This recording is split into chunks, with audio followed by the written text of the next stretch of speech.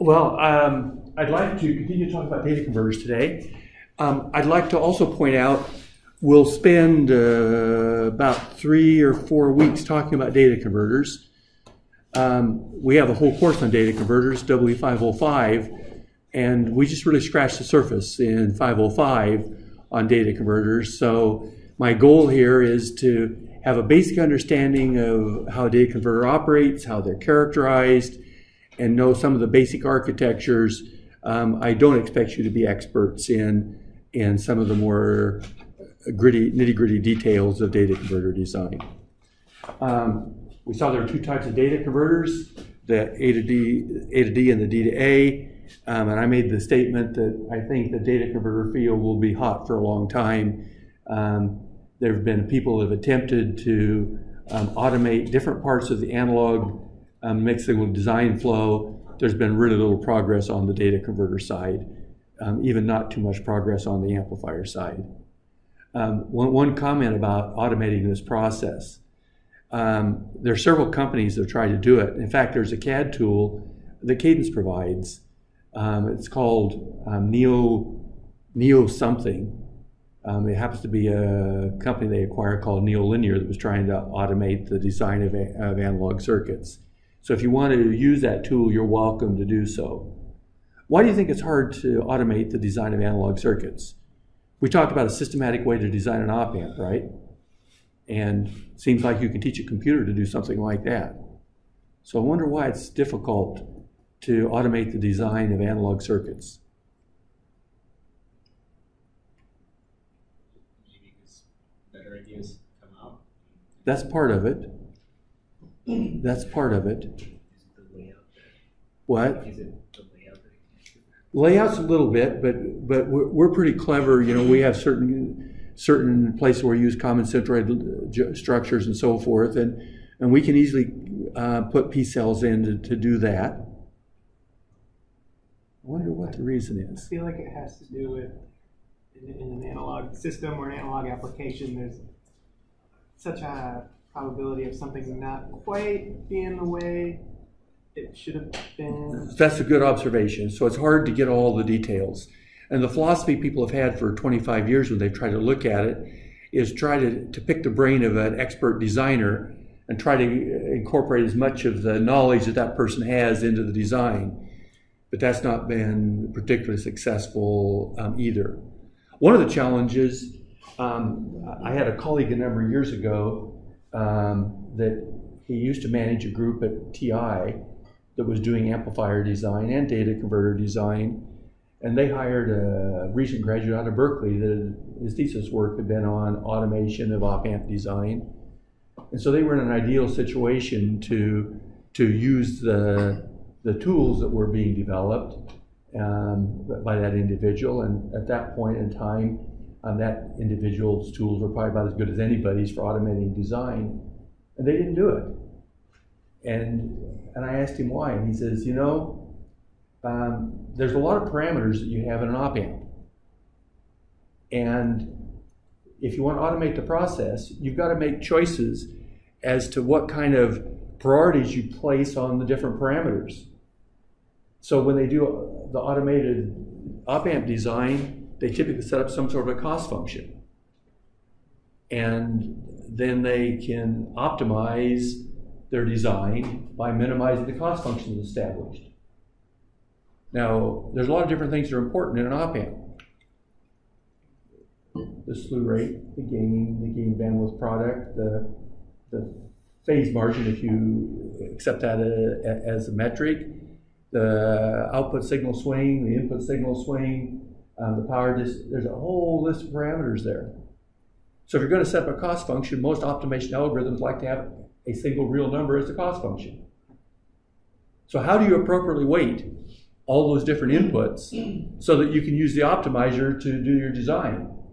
He said it took me longer to come up with a realistic cost function than it did to do the design in the first place. So you might say, well, I automated this design, but if you spend more time coming up with the cost function, and at that point, even the cost function might be somewhat arbitrary, have you stepped forward or have you stepped backwards? And I guess the thoughts are you've stepped backwards. I was also at a presentation at ISSCC where there was a company called Barcelona Design. And they were going to automate everything, op-amps and data converters and so forth. They got up to close to 100 people. And they observed that a lot of the characteristics of interest are convex functions of the design variables. And there are relatively effective ways using geometric programming to optimize convex functions.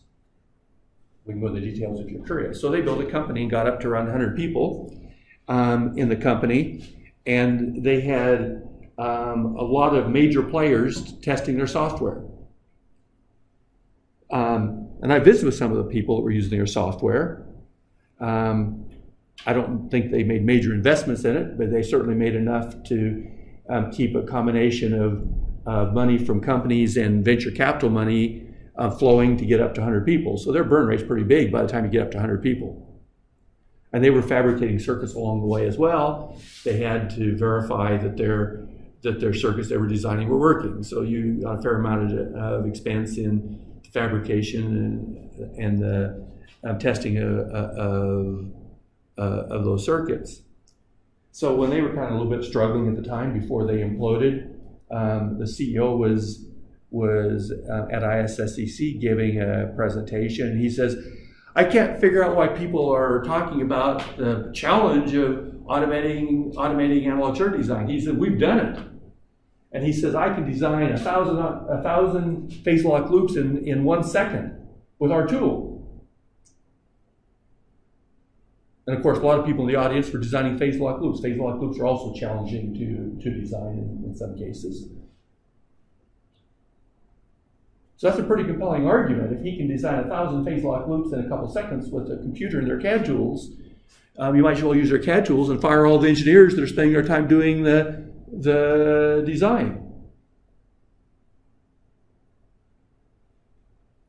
Well, any one of you in the classroom here can set up a program to design 1,000 op-amps in 2 minutes too. You just change the excess bias on a bunch of op-amps and you can spit out a ton of op-amps. And they'll probably all work. Question is, will any of those op-amps meet the specification you have at hand? And the answer to that question is probably not. So he could design they could design all kinds of phase lock loops. All kinds of phase lock loops that worked. But they couldn't design a phase lock loop that met the specifications a typical customer had.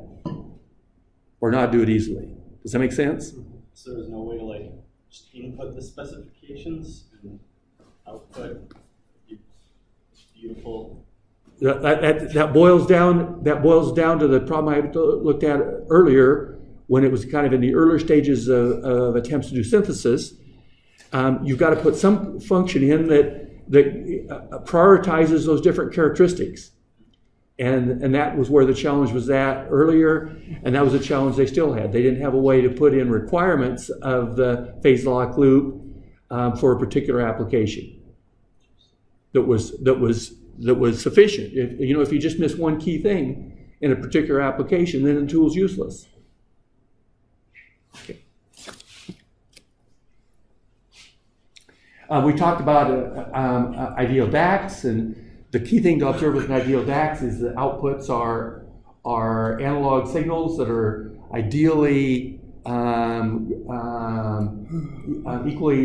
spaced equally apart. Successive ones are, you should be able to put a straight line between the output characteristics of that ideal DAC. We looked at ADD converters, and we see the stair-step response, and what we have is a bunch of transition points, and ideally those transition points are uniformly spaced apart. We get a different output code when you make one step from one point to another. We also observed that there was something called a quantization error. And the quantization error is due to the fact that if you have a continuous analog input, the Boolean output is only an approximation of that. There's not enough bits in that output to exactly represent the analog input, and hence for any number of bits of resolution, there's going to be an error. Even if the ADC is ideal, and that's called a quantization error. We're going to call this noise later. We will call this error quantization noise. Now, right now, this noise looks very deterministic. It is. It doesn't look like noise. If something is unwanted, but it doesn't look like noise. But what we will see is that this quantization error, which is equivalent to a round off, we can see that really acts like noise when you get to higher level data converters. So we'll talk about why that's the case later. So this error here is oftentimes called quantization noise. Then we said there were a lot of different types of structures. I don't have them all listed here, but I've listed several of them. We'll talk a little bit more about which are most popular later, but aspects of all of these may well be incorporated in most of the existing data converters. So I looked at two types. I was going to just go through several devices, and the first one I looked at was a flash ADC. And a flash ADC was comprised of an R string and some comparators. We put the input into all the comparators, and we get a thermometer code output, depending on how big the input signal is, and we just convert that thermometer to a binary, and we got our output. Real simple approach. But one of the problems with this approach was what's the biggest issue associated with this approach? What? Needed a lot of comparators. If it was a 16-bit data converter, it would need 65,000 comparators. Yeah, they all have to write. And you got signals that, so we'll look at the things that go wrong on structures. You put a signal in at the input, and it kind of has to wiggle its way down to all those comparator inputs. So at a given point in time when you want your output, the input signal may not be there yet where it's supposed to be, so that causes some problems. If one of the comparators makes a mistake, if it has some offset voltage, you don't have a thermometer code on the output. If you build a thermometer code to binary converter and you don't put a thermometer code in the output, you can get some real surprises in the Boolean signal you get at the output. So we end up with what's called bubbles in the thermometer output code, and we have to manage those bubbles. The SAR approximation is really a simple concept. It's kind of pushing the problem around from designing an ADC to designing a DAC. So we just have a DAC, and we guess at the input to the DAC and compare it to the input. And when they're close enough together, then we say whatever the input to the DAC was must be the conversion of the analog signal. And these are used a lot. One simple way to do it is to have a counter. When you want to convert a signal, you just have a counter start, and it starts counting up, binary counter, and as soon as a comparator changes states, you stop your counter, and the code that's in the output of the binary counter is your digital code corresponding to analog input. Yes? Would that require you to have VN study during the whole process? Have what? VN study, because VN is changing a lot. Yeah, there's a lot of issues with all these structures. A lot of the structures have a sample and hold the input. But sometimes you'll find the biggest challenge in that whole data converter design is designing a fast sample and hold. You might find the power that's required for the sample and hold is comparable to power for all the rest of the data converter. So yeah, that's a concern if the input doesn't stay constant. But if you're using this for something like a digital multimeter, and you want to have a DC range, so you know your input's static, then this might work. If you're using it in a lot of sensor applications, most sensor applications, whether you're doing moisture sensor or humidity sensing and so forth, temperature sensing and so forth, the time constant in those systems is oftentimes measured in minutes, if not hours. So if this is a counter, and we can build DACs that operate at 500 megahertz, 500 megasamples per second. So if it was an 8-bit ADC, and you had to count with a clock of 500 megahertz, in less than 1 microsecond you've done the conversion. And if you're doing most medical signals, most environmental signals, and so forth, your input won't change at that time. Make sense? Isn't that where the Nyquist rate comes in, and why this is classified as a Nyquist rate? Is that true?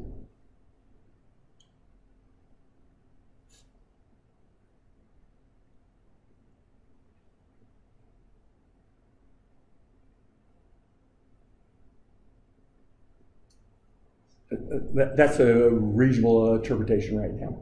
That's a reasonable interpretation right now. Nitrostrate converters are characterized by having one output for each clock period. That's how we characterize those structures. Here's another cute structure, the charge redistribution structure. We make really good capacitors. If you look at a capacitor that uses polysilicon, that uses two polysilicon plates and silicon dioxide as the dielectric, that capacitor is really good. Two metal layers separated by silicon dioxide. Oftentimes you can use upper level metals that are used for interconnects, make a very good capacitor as well. So we can make very high quality capacitors, and we can make capacitors that ratio match quite well. So let's assume that we have capacitors of value C over 2, C over 4, C over 8, and so forth here. So the total capacitance we have, if you add all those up, is C. So we have a total capacitance of value C, broken into subblocks, each a factor of 2 less than the adjacent subblock. And the first thing we do on the structure, on phase Theta, we sample the input. So we close the Theta switch. If we close the Theta switch on all these capacitors, all of the capacitors are connected to Vn. So we store Vn on every one of the capacitors. So the charge on the capacitor during the sampling phase then is the total capacitance, which is the sum of all those capacitors times Vn. And we said that all those capacitors sum up to C. So the charge on those capacitors is CVn. We then go into a charge redistribution process where we will switch the inputs now on individual capacitors to either Vref or to ground. And when we do that,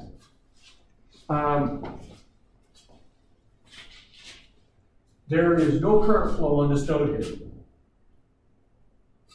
So as we switch the top plates of these capacitors, the voltage on that common node will be going up and down. So we might have a process like this. Well, we could have a binary process, and we could go through all combinations, like binary counter, and set all the switches, but we oftentimes will do a binary search. So what we might do is first set this switch to Vref, and all the other switches to 0. That causes some voltage to appear on the output node. And after we do that, we will decide whether to keep the switch set to Vref or to switch it down to 0. Then we'll go to the next group. This is the MSB. Then we'll go to the next one. We'll do the same thing. We'll connect it to Vref, and based upon the voltage on that charge redistribution node, we will decide whether to leave it there or not. Now, the goal will be to adjust those switches in such a way, you can show this voltage goes up and down. And it will go above and below 0, depending on whether these switches are set to either 0 or Vref, and depending on what the input was. So our goal will be then to adjust the switches to drive this voltage to 0. And we can tell if that voltage is 0 because it goes into one input on a comparator. So we're going to look so every time we put a Boolean input into that string, we can determine whether this voltage is bigger than 0 or less than 0. And so our goal then on each step is, if the output is bigger than 0, we will reset that first input, and and then try to see if we can make it change states with the next bits and so forth. And our goal then is to eventually drive that voltage on that node to 0. If you look at the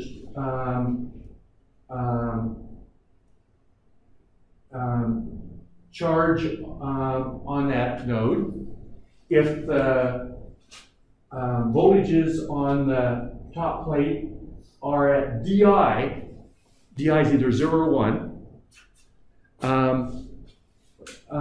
you'll find that the charge is Vref sum of DI C over 2 to the n minus I. So we just add up the charges again.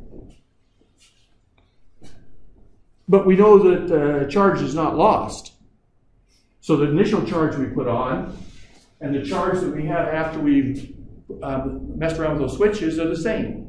So I can equate the two charges. And if I equate the two charges, then this quantity is equal to this quantity. This is true when the voltage on the plus node is 0. So when you keep adjusting until it's 0, then this will be an expression for the charge on that plus node. If the voltage on that plus node is not 0, this is not the right expression. But when that voltage is 0, this will be the expression for the charge on that plus node. So we equate the two. We equate these two charges, and then we can solve this equation for Vn now. Vn was right here initially. And Vn is equal to summation I goes from 0 to n minus 1, and di over 2 to n minus I. And that's the expression you have for the conversion of an analog signal to digital form. Okay.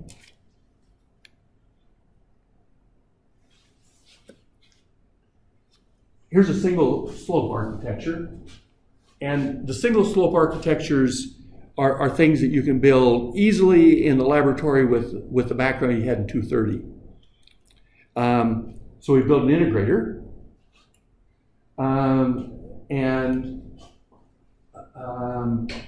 We put the reference voltage into the integrator. And that means the integrator, so you reset the integrator with a reset switch, and then it starts integrating up. And as it's integrating up, we're going to see when it gets up to Vn. As soon as it gets up to Vn, we're going to do something. So now we have a binary counter. At the time we reset the integrator, we reset the binary counter. And then when we start integrating, we also start counting. And we count until the comparator changes states. And as soon as the comparator changes states, we stop. So the bigger the input is, the bigger the count is. And the count's going to be proportional to the input. So when we stop counting, the Boolean signal that's in the output of the counter is a digital representation of the input. Okay? Pretty simple structure.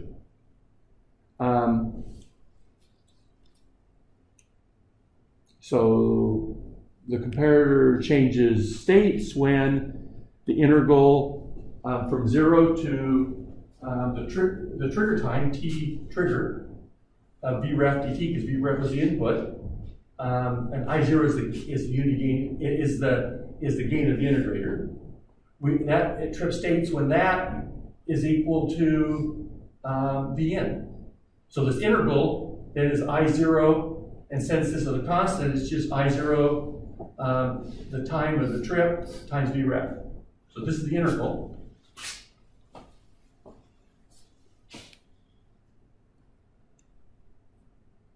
And so the counter stops when Vn is equal to n count times t clock times Vref I0. So we can equate the two and find that n count is equal to Vn over Vref times f clock over I0. So what you have to do on the structure is you have to calibrate the structure so that either the unit gain frequency or the clock frequency is such that if the input is equal to Vref, the output gets up to full code. So when you first build the structure, your output is linear proportional, your Boolean output is linear proportional input, but you could overrange, or you may not use up your full range of the output to the integrator. So you'll have to typically adjust either I0 or the clock speed, so that when the input is equal to VREF, you're at 111, you just get to 11111. Okay?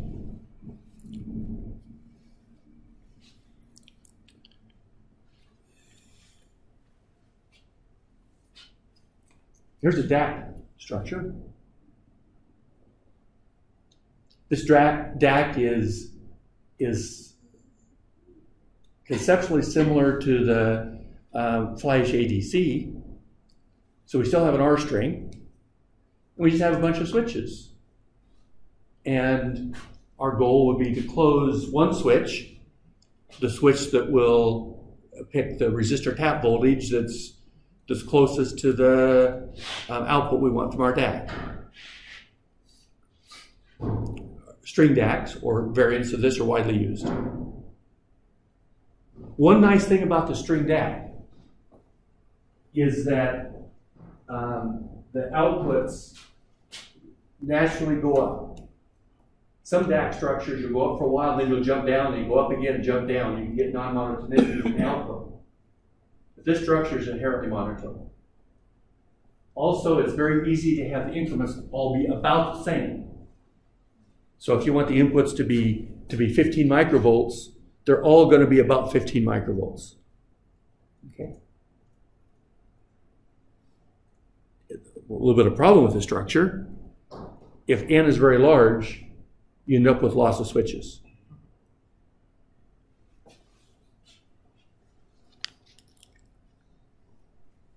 Here's another structure, and this is called a current steering DAC.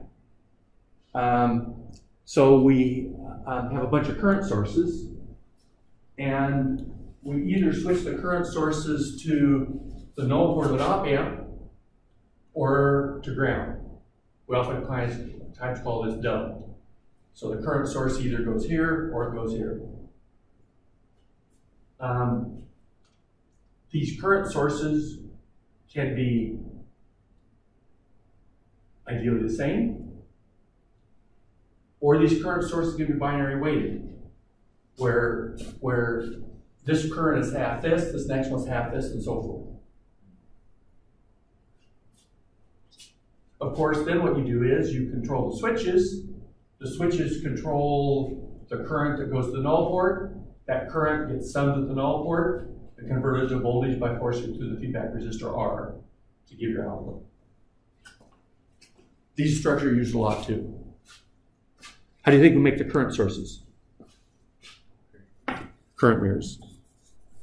If you want the current source to be the same, you have all equal size transistors on your output of your current mirror. If you want the outputs to be binarily weighted, you have outputs that are width, W, 2W, 4W, 8W, 16W, 32W, and so forth. Should they all come off of the same structure?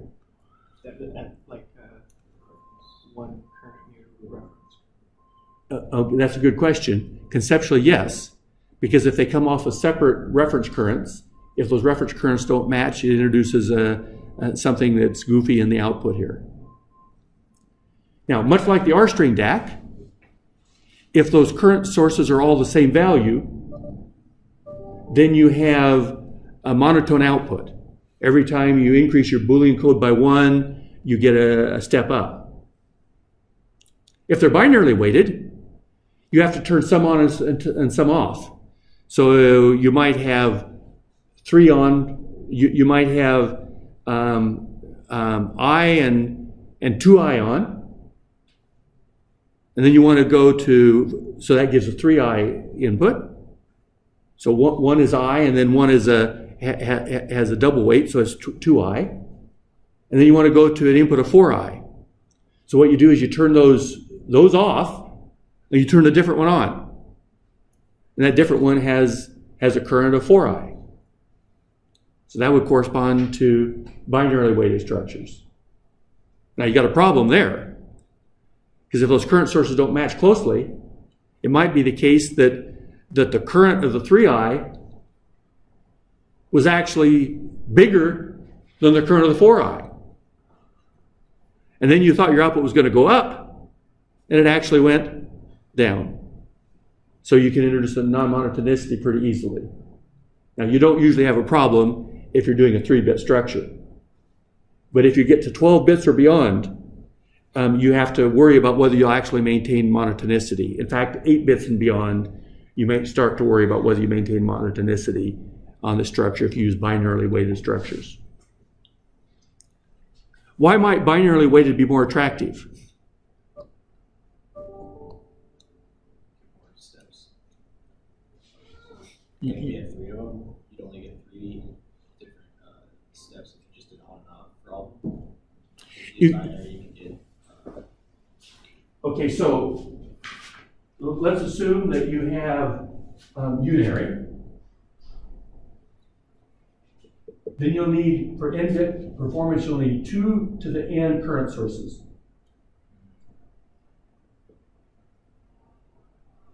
Okay? Each of value I. So the total current will be 2 to the n times I. If you're binary, you only need n current sources.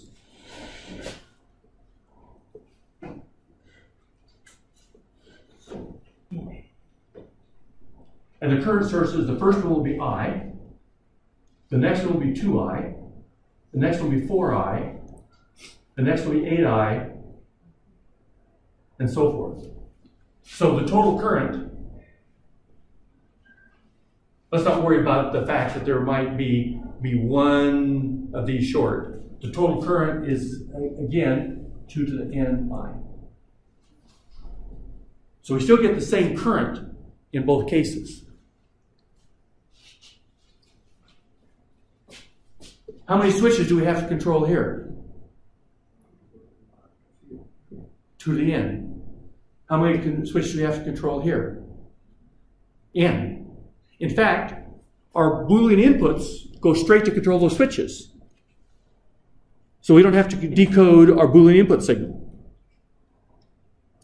If we have the unary outputs, we have 2 to the n switches. So we have to take an n-bit signal, and then we have to convert that from an n to a 2 to n converter to generate the 2 to the n control signals. Make sense? So we have the simplicity of not having the converter here, which can be a complicated circuit. But we have the disadvantage that when we go, so if you want to, I'll look at the example here. If you want to go from 3i to 4i, you turn, so at 3i, this and this one are both on. To go to 4i, you turn these off and this one on. If these 3 together were bigger than this one, then your current would go down rather than up. But if you got the unary structures, it always will go up by about the same amount.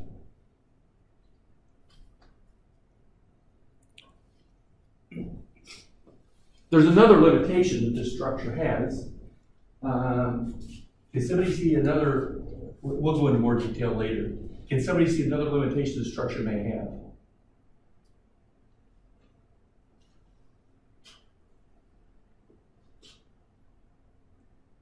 The transconductance amplifier at the end. This one?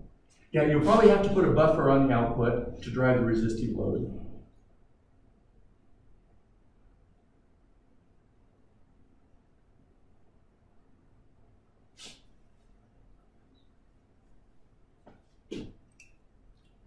Where do you think most of the power is at in that DAC? Current sources. Where? Current sources. Actually not. What? The question, where's the power though? What's consuming the power here? What? No, you're probably not. It's the op amp. Why does the op amp consume a lot of power?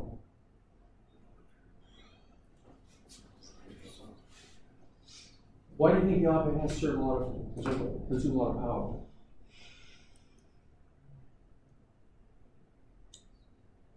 What if that op amp had a real low GB? What would be your data rate on your DAC? Not very good. It wouldn't get that current sum quick enough. So in order to have the circuit be rather fast, you've got to have a high GB in this op amp. High GB means lots of power. Does it have to at least? What? Does the op amp have to at least be able to consume the amount of power from all those currents? No, that's a separate issue. That's a separate issue. You've got to be sure that null port's established. And when you start putting those currents in from those current sources, they're fast. Initially, that op amp will go into slew, and it will slew until it gets that null port reestablished. To make it established fast, you need a good slew rate and a good gain bandwidth product. If that op amp is not settled, the DAC output won't be right. Make sense? Could you even have, I should say, I was going to ask if you could have stability issues, but let's not talk about it. No, that's a good concern. That op amp has to be compensated because it's got feedback. In fact, what's the beta of that network? 1. You're right. How'd you see that so quickly? Just, there's no voltage divider there. I mean, there's only one resistor. That's right. So if you look at what happens, these impedances are all infinite, ideally. So if you look back this way, you see an open circuit. So all you have is the one feedback resistor. It's in the unity gain configuration. Is that good or bad from a power dissipation viewpoint, the fact that beta is 1? It's bad, isn't it? You have to do the strongest compensation when beta is large. And this is a beta 1. Strongest compensation means that you have to have a dominant pole that's really dominant. That means you need a lot of power to make that happen. So on the flip side, we see where the power dissipation is at. We can say that this structure doesn't work real fast. Because if you want to have a real fast DAC, the op amp's got to settle. You may not be able to justify enough power to get that op amp to settle. Okay. But there might be a different solution. What if I just took this op amp out altogether and just put a resistor from here to ground? Will those currents come into, so we have a resistor to ground. We call this the output. And you have these switches that are all switching currents into that node. Will that do the same thing? You still need a buffer. You might. Okay. I like the thought process. So basically, currents sum very well into resistor. So if these are ideal current sources, you don't need the op amp. But it will droop as soon as you load it. What? It will most likely droop as soon as you load it. Oftentimes it's a 50 ohm load, so there's some concern about that, but the resistance here is usually fairly small. So you offset that a little bit. If you got to put a buffer on, of course, you may end up burning as much power in the buffer as you would in the op amp in the first place, so then you lose your speed benefits. The bigger issue with this is probably the following. This works great if you have ideal current sources. But current sources have a finite output impedance. So if you have a finite output impedance on the current sources, then the output voltages will not go up proportionally to the current that goes in. The nice thing about this structure is the voltage across those current sources are fixed. So you still have equal steps on your output. Make sense? So this structure is sensitive to the output impedance of the current sources. This structure is not sensitive to the output impedance on the current sources. What would happen if we just hung a capacitor off the end and then adjusted our codes to satisfy I equals C dV dt?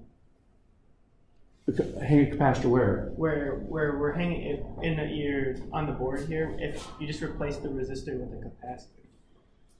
Oh, well, that'd be a real challenge. Yeah. Well, Because then it would just ideally keep integrating up forever.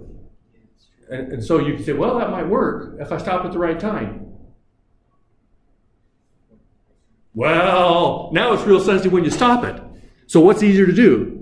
To stop it quickly or to control the output impedance?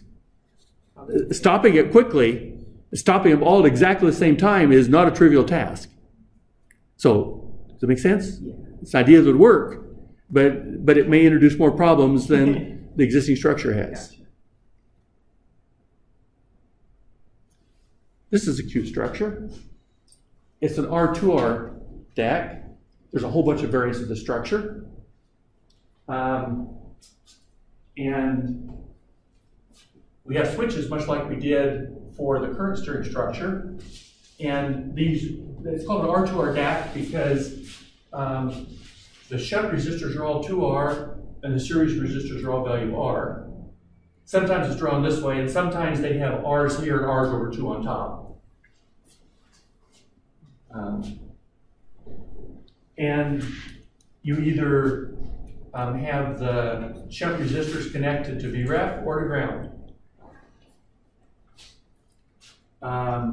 You can apply superposition pretty easily. So basically you can think of this input here as being D3 VREF. If D3 is 0, it's ground. If D3 is 1, it's VREF. The same with this, and so forth. If you do that and apply superposition to the circuit, then you'll find this is the output voltage.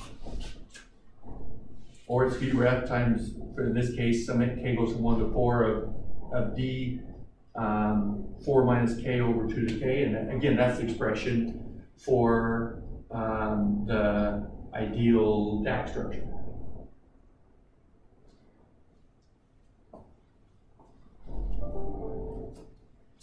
If you looked at the current string DACs, if you look at the R string DAC, the number of elements went up geometrically with the number of bits of resolution. Every time you added another bit, you had to double the number of elements in your structure. Right? What about this structure? Every time you add a number of bit, what do you add? Just 2 resistors. So this would be a slice. And every time you want to put another bit in, you just add another slice. Wow! So we've changed the complexity from a geometric complexity to a linear complexity. We could build a 32-bit R2R DAC real easily, couldn't we? Copy and paste. But we have to handle the output impedance appropriately.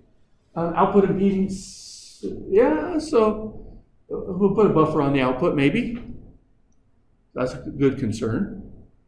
Oh, there's a lot of other issues besides that, but that's certainly one issue. Do we have ideal switches? Nope. Those resistors have a little resistance. And hence that resistor, the shunt resistor is 2R plus the resistance of the FET, not 2R. So we have to address that issue. These may not match exactly. This is supposed to be twice this one. We might have a little bit of problem matching them and so forth. So, no decoder required because each bit just controls one switch. Right? No decoder required. Complexity goes up linearly instead of quadratically. But you'll find this has really stringent requirements on matching performance, and it's highly sensitive to the resistance of that switch. To a smaller extent, it's sensitive to the loading on the output.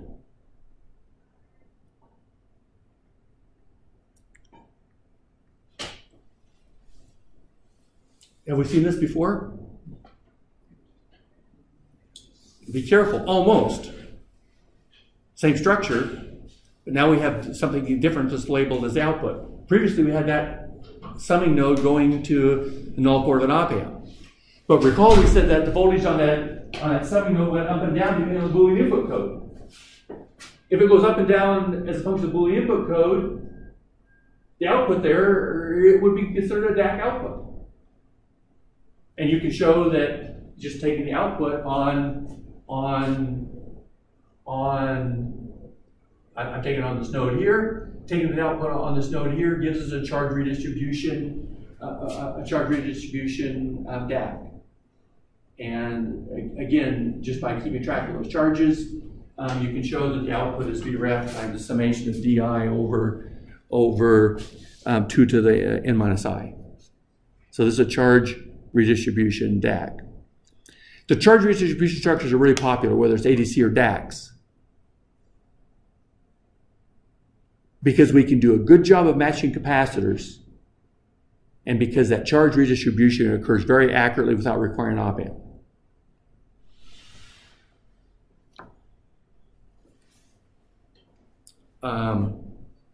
I'll close with this slide. Many more data converter architectures have been proposed. We'll talk about some others later. I just wanted to give you a kind of a preview as to what's going on. Many are some variants of those we just discussed. Recall, all are perfect if the components are ideal. The major non-ideal effects are usually due to 2 issues: matching of matching critical components, and speeds as limited by the parasitic capacitance of the device. So we have to manage those issues. Most data converter designs involve sequentially identifying the dominant non-ideal effect and then developing ways to lower it. So you'll take a data converter architecture and you'll say, here's 4 things that have to be solved. Let's get the worst one first. Now let's solve it. Make it non-problematic. Then there's another one that crops up. Solve it. And a lot of times you can do a pretty good job of finding one that's dominant and solving it, and then the next one. After you find 2 or 3, now all of a sudden you say, 6 popped up next, they're all about the same. Now to get the next level of performance improvement, I got to solve all 6. And if I solve all 6, there's 15 more that are there that I have to solve at the same time. Does that make sense? So that's kind of how it oftentimes works out. Important to observe methods for mitigating the non-ideal effects, as they're often used repeatedly. So we'll try to identify non-ideal effects that crop up throughout the course. I will ask somebody to be a scribe and keep track of those, because those effects are used over and over and over again in different situations where they crop up. Conclusion, or finally, data converter design, the devil's in the detail. Any questions? They have a question. Yeah, I'll get that in just a little bit. Well, thank you very much. I'll have a great